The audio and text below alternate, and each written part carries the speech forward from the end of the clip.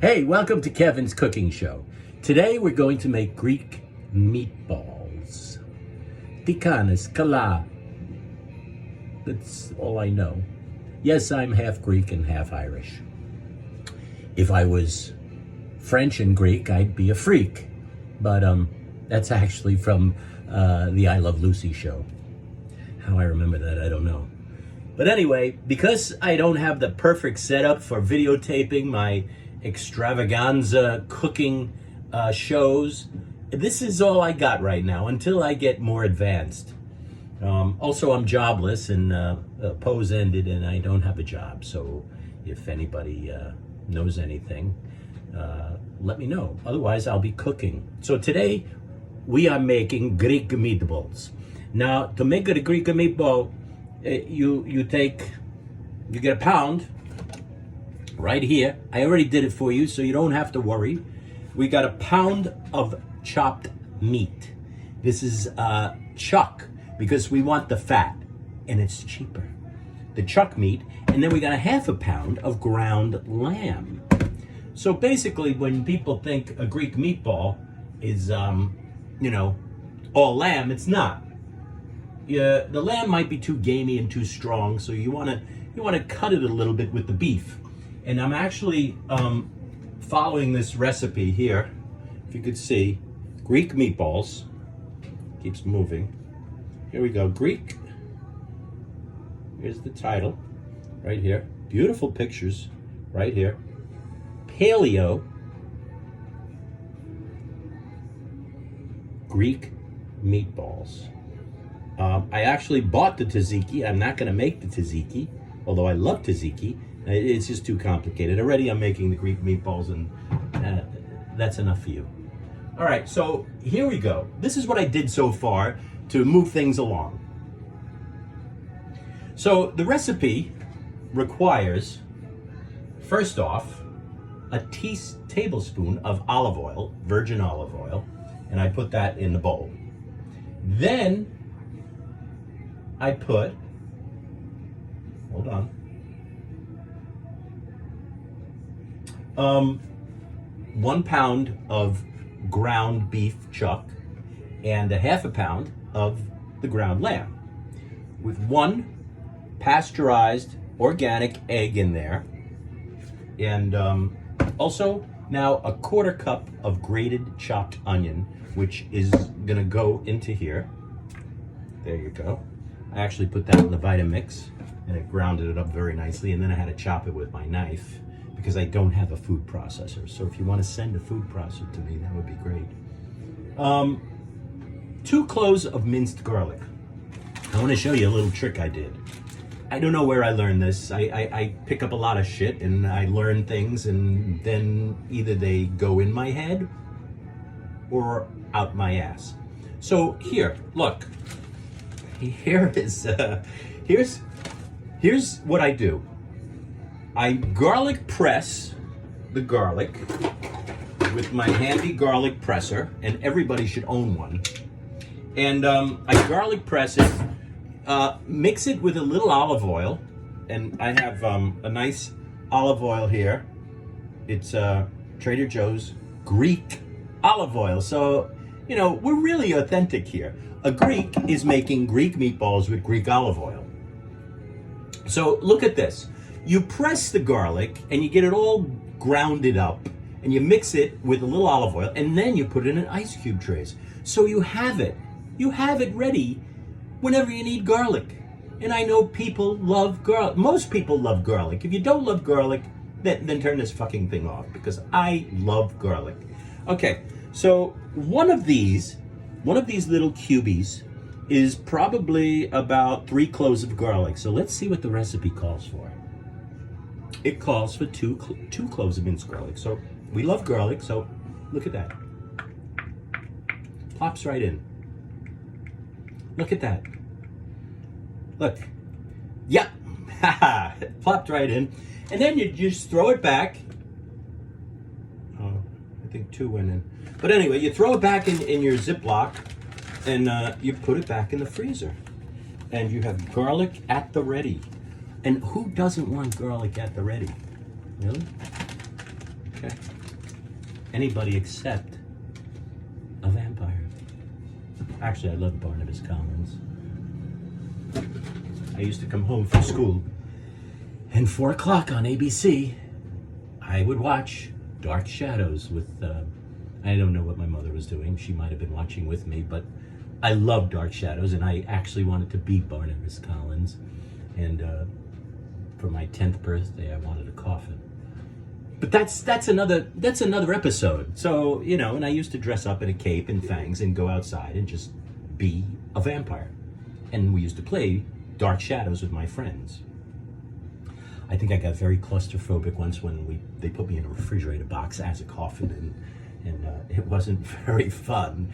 And I think that's why my claustrophobia is pretty strong. I'm not afraid of heights, but claustrophobia. Okay, so here we go. Back to the Greek meatballs. We put the onion, the garlic, the egg, the lamb, the ground beef, the olive oil. The next is zest of a lemon. Here we go. Here's a lemon. That's a lemon. My Yaris is a lemon, but that's besides the point. So, you know, I thought I bought a lemon zester, and I did. I bought a lemon zester, and I've only used it once. So let's use the lemon zester. And if anybody doesn't know what a lemon zester is, this is a lemon zester. It's about $12 at Target. And basically, I'm gonna rinse this lemon a little bit so all the pesticides are not ingrained in the lemon skin.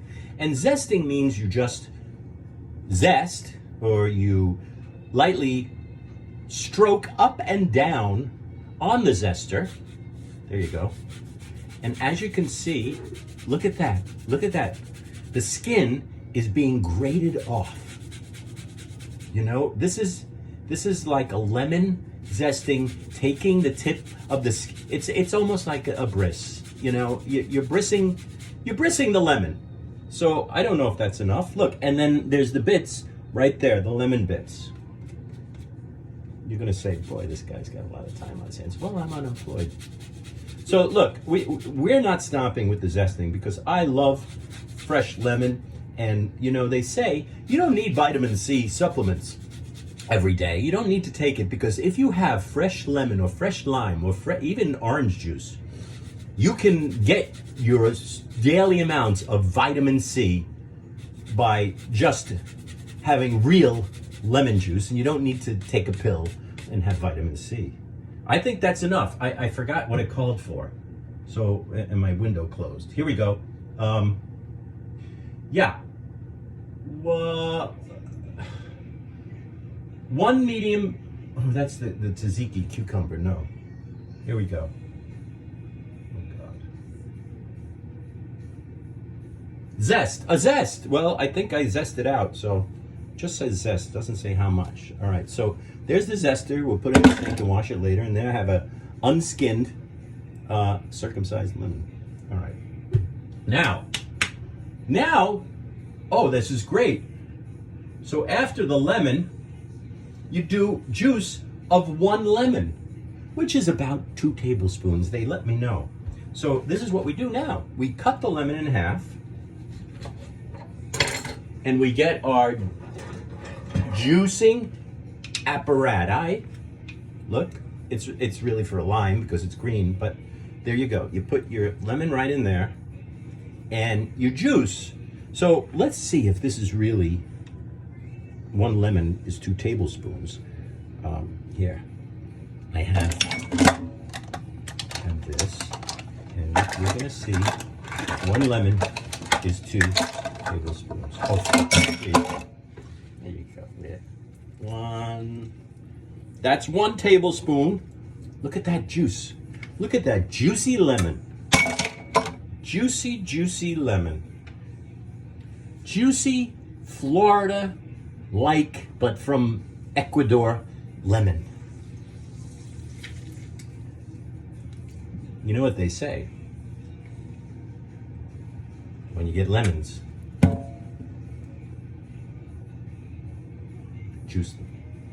All right, here, we wash this off, rinse it off. I'm a clean chef. I like to clean as I go and cook because listen, it's all gonna, you know, pile up in the end, and then you're gonna feel like crap and not want to do any of the dishes. So just you know, rinse over a little bit. Okay, so now we got the lemon juice in there, and now we need 2 tablespoons of fresh parsley, which is right here in the bag. So we're going to take the fresh parsley, and that's 2 tablespoons. So I'm just gonna rip off. Sorry, they say plants have feelings. Okay, rinsing, because sometimes there's grime and dirt, and also getting the pesticides off. So now, I'm just gonna throw this in the Vitamix. Fuck the mincing and the chopping. If you guys don't have a Vitamix, you should get one. So here we go. Excuse the noise for a second.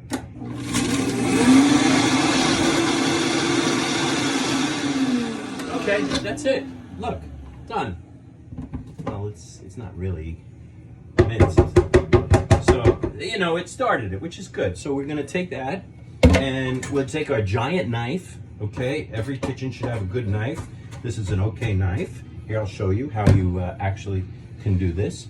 And I learned this on, I watched Graham Kerr, the Galloping Gourmet, when I was young. And I think that's where my food addictions and love of food and foodie came. My mom and I would watch this, I don't know, at home. I don't know why I wasn't in school, but I don't know, we watched it. And I loved him. He was funny. He drank wine, which I never got into until I was like, you know, 18, 17, 16. It was really beer. And then, you know, of course, you know, you taste refine. And then, so this is how you take it, and you do this motion, and you put some pressure on it, and that finally chops the parsley. So we got parsley, we got ground beef, we got lamb, we got an egg, we got lemon juice, we got olive oil, we got a quarter chopped onion. So this is gonna be really, really tasty. You're gonna think you're in Greece. Look, parsley, dump it right in. Don't be fancy about this. Just dump it right in. All right, that's that. Okay, now you could use the same cutting board. Don't bother rinsing it because we're gonna mince some parsley. We did the parsley. We're gonna mince the fresh. Look at this, fresh mint. Fresh mint was only $2.49, and that's a lot of mint. And I think after I use this, I'm really not going to have a need for mint anymore. So I'm just going to put it in a bag and let it dry, and then it'll have dry leaves of mint, and, you know, maybe that'll be okay. And you can use it for teas or whatever, or maybe I'll make some more Greek meatballs or mint juleps. And a mint julep is the drink of the Kentucky Derby, in case people didn't know. And Kentucky Derby is a horse race in Kentucky. All right, so look, here's a beautiful sprig of mint. I could also put it in a glass, and I could probably grow it and make more mint. So here, we're rinsing off the mint. And let's see if that's gonna be too, I'm not gonna put it in the blender because they're leaves and it'll just go all over the fucking place. All right, here, look. Oh, you can't see. The meat's in the way. My meat's in the way. Anyway, here we go. Here we go. Chop, chop, chop. Always when you chop, put your fingertips so you don't bleed to fucking death. Tuck them in when you chop. See, this is how you chop. You tuck your fingertips in, and don't look at the camera. Look where you're looking. And you do the same thing, but tuck your fingertips in so there's no blood in the Greek meatballs. That would be really, really bad. Okay. You don't want to taste that. You want to taste the mint. So here we're chopping, chopping, chopping. This is a good workout. I might not even go to the gym today because this is a nice little physical workout. There's a goddamn stem. We're not going to use the stem because people don't like eating stems, you know, or grass unless you're a cow or maybe a horse, you know. And horses are they herbivores? I think so. All right, and cows too. So look, this is nicely chop this mint, and I know a lot of people don't like mint, so we're not going to use a hell of a lot of it, but it just gives that nice flavor of Greece, of being in Greece. And I was in Greece when I was 13 years old. I flew over on TWA and met my grandfather, who was Greek, and I stayed there for a whole summer. We stayed outside of Athens, and then we took a ferry and we went to Tinos. We went to Corfu, which was amazing.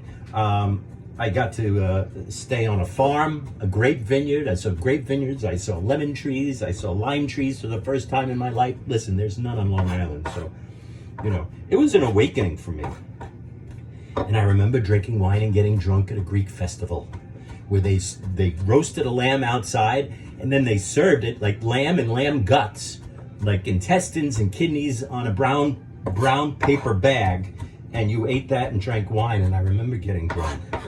All right, so look, this is all the chopped mint. It smells like parsley. But anyway, I guess I'm going to use a little more. But you know what? I'm going to take the leaves. This is good. I should have told you this. Take the leaves off the stems so you're not chopping into stems. All right? And I'd pause this video and get to the meat of this, but that wasn't intentional. But I can't. There's no way to pause this on the Apple and then continue. So if you guys have a better video system, let me know. And thank you for staying with me for so. Oh, I forgot to fucking rinse this. Oh, hopefully there's no sand here.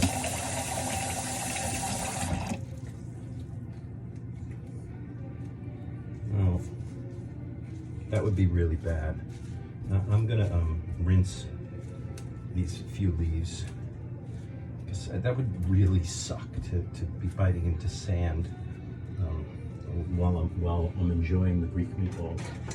Oh, here. Here. I'm gonna rinse them. If any grit of grime or Mexican boogers get off the mint. It wasn't really racist. It's just reality. That's what it does. And I love those people. I love the Mexicans. I love Mexican food. I love Mexico. I was in Puerto Vallarta for two Christmas and New Year's ago. I absolutely loved it. I've been to Playa del Carmen, which I absolutely love. And I love the language. I love the people. I didn't like the dysentery.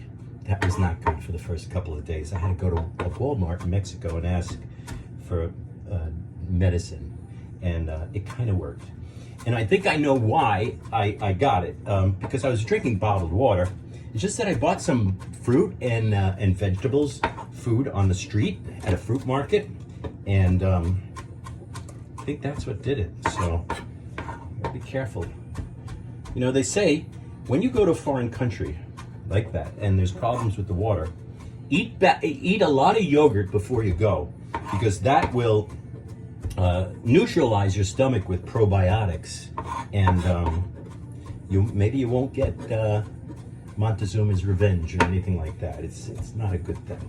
All right, look here. So this is about definitely 2 tablespoons of minced garlic, and we're going to throw that in, plop that in there. All right, now we got the minced garlic. So after the minced garlic, we're going to actually put, I need coriander. I don't know what coriander is, so I'm not going to put it in because I don't have any. But I do have cumin, and we're going to put some cumin in. So we're going to look for the cumin. It's in this, it's here somewhere. Bear with me. I'm going to put the cumin in. This is not it. That's curry. All right, here it is. You have cumin powder. Okay, and it says 1 teaspoon. So we're going to get a teaspoon. A little teaspoon. We're going to take the cover off of the cumin, and we're just going to get a teaspoon of cumin. That's definitely a teaspoon. All right, maybe a little more. I just made a total mess. All right, cumin is in there in the Greek meatballs. 3/4 teaspoon of dried oregano. I don't have dried oregano, but I have this, which is well, I have basil, but I did have Italian, you know, spice. Italian oregano, and I have parsley.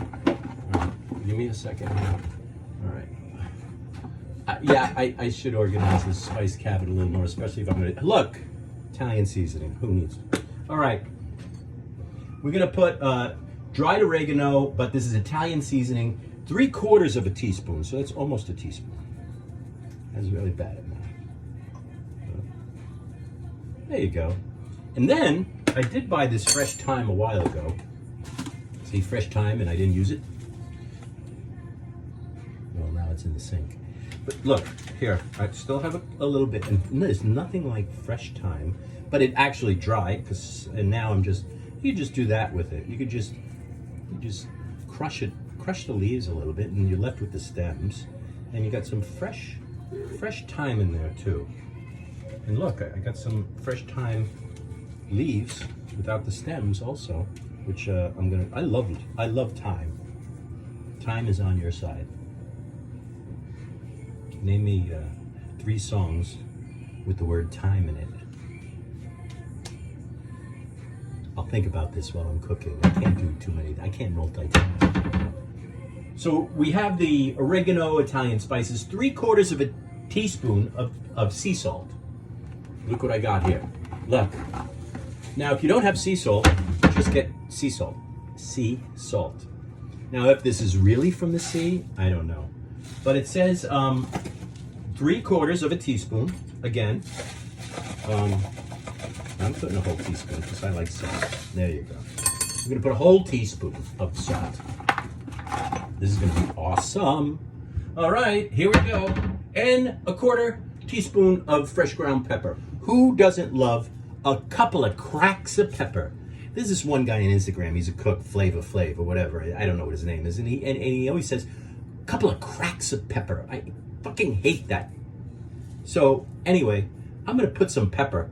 Grind some pepper. If you have a better way to say it, look, the pepper's coming out, and this is great because you could do salt and pepper. But I'm just doing the pepper.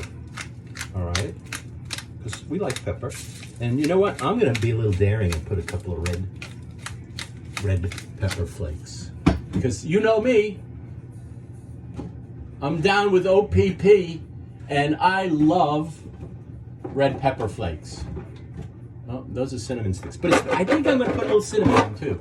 Because, you know, the Italians use cinnamon a lot in their meatballs. I mean, yeah, cinnamon. And they actually use raisins, the Italians. Actually, not currants. They use currants, which is like a raisin. It's a brother of a raisin. So look, we're going to just take a little crushed red pepper and throw that in the mix. All right, did I get everything? I got it all. I got it all.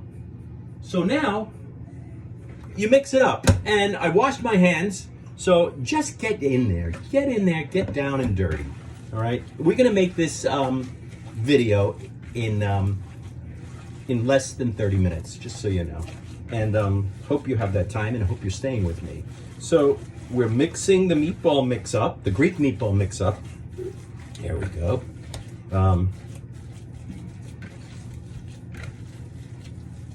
You know how to separate Greek brothers? With a crowbar.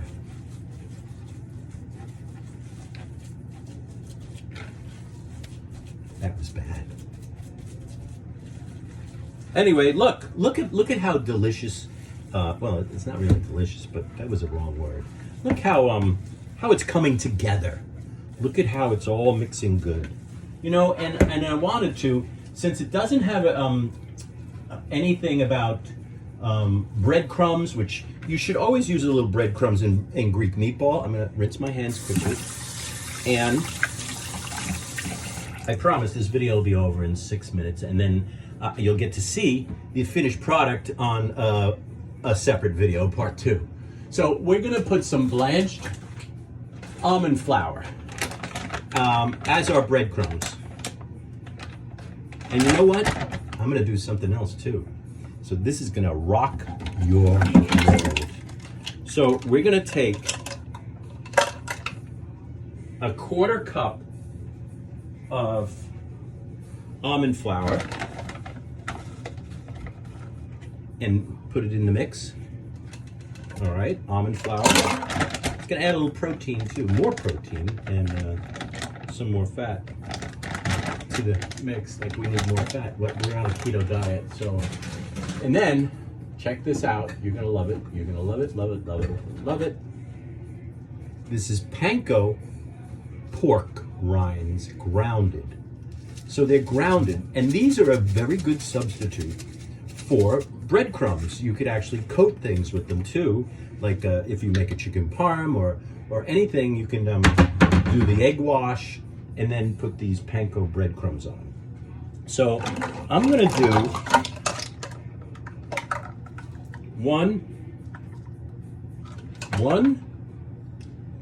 panko breadcrumbs, 1, 2, 3 heaping tablespoons of the panko breadcrumbs. And then we're gonna mix it up really, really good, and we're gonna put it in the oven, 450 degrees on a large baking sheet. And we're gonna bake it for probably 17 minutes or until golden brown. So I'm gonna mix this up again, and we're going to say Kalispera, which is good afternoon in Greek, or I don't know how to say see you later. So we're gonna come back to this beautiful mixture of Greek meatballs, which is going to the party tonight. We're having a little dinner party because we are all semi-COVID vaccinated up. And I'll be back to show you our pictures. If you comment on this video, I will send you the picture of the final product. All right, so thank you for watching my second edition of Cooking with Kevin, Greek style, like my ancestors do. And we will, I know it's a terrible Greek accent, I don't know, but listen. So I'll see you again. How do you say goodbye? Afkaristo parakalo is thank you and you're welcome. Tikanas is hello. And Yasu, I think, is goodbye.